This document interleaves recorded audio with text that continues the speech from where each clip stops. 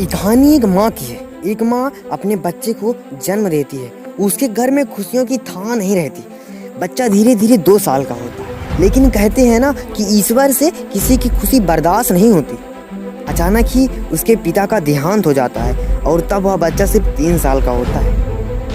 शायद एक पत्नी के पति का देहांत हो जाए तो अपने आप को संभाल सकती है, लेकिन अगर एक माँ के पति का देहांत हो जाए तो अपने आप को कैसे संभालती है, ये तो उसकी अंतरात्मा ही बता सकती है। मगर उसने अपने आप को गिरने नहीं दिया। उसने ठान ली कि बस मेरा अब एक ही सहारा है, उसको कभी भी किसी चीज़ की कमी नहीं होने दूंगी। वो दिन रात मेहनत करती, खेतों में काम करने जाती और मजदूरी करके अपने उस बेटे को कैसे ना कैसे करके पाल पोस के पढ़ाया और आखिर में उसका बेटा नौकरी भी करने लगा।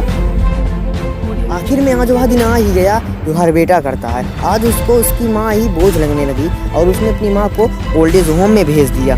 किसी ने क्या खूब कहा है, माँ बाप बेटे के लिए कुछ भी कर दे यार, फिर भी कोई माँ बाप के दर्द को समझ नहीं पाता।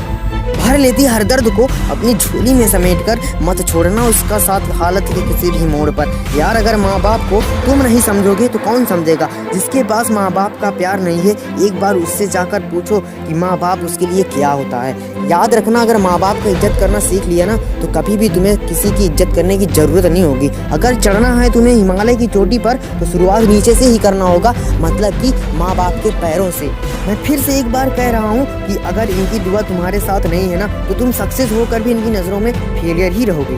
कहते हैं ना कि अगर तुम्हारी इरादों में मजबूतियाँ नहीं है तो तुम उस रेत की तरह ही रहोगे जो हाथ में आने के बाद भी फिसलती चली जाती है, और तुम्हें मजबूतियाँ माँ बाप से ही मिलेंगी। तुम्हें अगर झुकाना है इस जहाँ को अपनी कदमों में तो पहले झुकना होगा इनकी कदमों में, तभी तुम इस दुनिया को झुका सकते हो।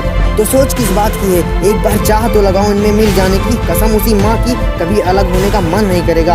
अगर तुम अपने माँ बाप को पाने के लिए इतना भी नहीं कर सकते तो बस एक बात बोलूँगा, इससे ज़्यादा कुछ भी नहीं। बस तुम एक अनाथ से जाकर इतना ही पूछना कि उसके लिए माँ बाप होता क्या है। अगर तुम इसके आंसर से इफेक्टेड नहीं हुए ना तो मुझे कमेंट में कुछ भी लिख देना।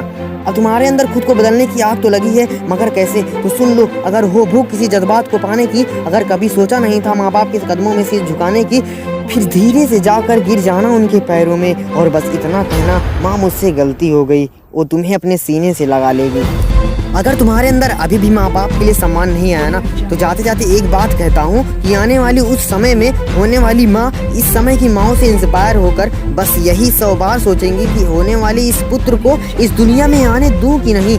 अब इसे डिसाइड करके तुम्हें खुद बताना है कि माँ बाप की इज्जत करनी चाहिए या नहीं। तो मिलते हैं अगली वीडियो में।